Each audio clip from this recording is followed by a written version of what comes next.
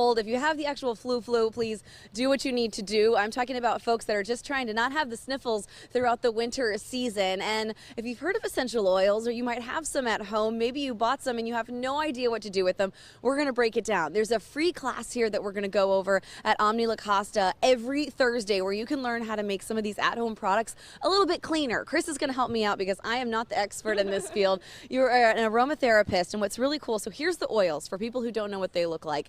They come in a bunch of different scents, flavors, smells, and sometimes really lovely things like lavender. We were just talking about wild orange, and wild orange has this really cool property. What is it? Well, wild sweet orange is actually used a lot in everyday homes, especially moms with kids. And you can use it to take labels off of bottles. You can actually use it to take Sharpie and pens off of walls. And I did try it once. It does work. And you can use it in a lot of cleaning solutions if you want to make greener cleaning solutions. This morning we're going to make a hand sanitizer because everyone needs to be washing their hands. If you don't have a sink nearby, then this is what we're going to use. So what are we doing to make this a natural hand sanitizer? You can take any bottle that you may have in your home. You can empty an old hand sanitizer, wash it out, and use that. And it's just such simple ingredients. I use distilled water, a little bit of vinegar, a little bit of fractionated coconut oil. And the reason why I use fractionated coconut oil is because it doesn't harden. It doesn't harden at room temperature. And by the way, you can get this all on Amazon. Okay, I know because I'm a Prime mama. Like, you got to do that sometimes when you're at home and you just look it up and then there it is. So that's all what's in here, right? Yeah, and a little bit of organic sea salt. So we just mix it up.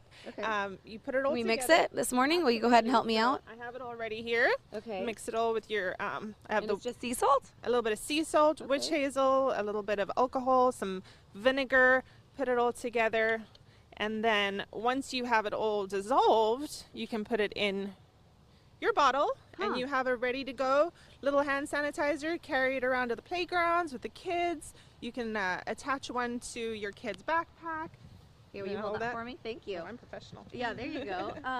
Well, there's a lot of alcohols that come in the hand sanitizer, so this will also be less drying, right? If you put a witch hazel with nice. with the fractionated coconut oil, it's actually going to be more moisturizing. And then with that, you can mix any of your aromatherapy essential oils into that. So you can make your scent whatever you want. I like to use the sweet orange like we talked about because it is antibacterial, antimicrobial. We can add things like cinnamon, clove. You can add a little peppermint just for scent and just play around with it. Even lavender. The wild orange I love because it's also helping with your immune system, folks. Like, this is what happens. It's an immune booster. So if you have one of the diffusers like this little guy, you can put it in your house and it smells good as well.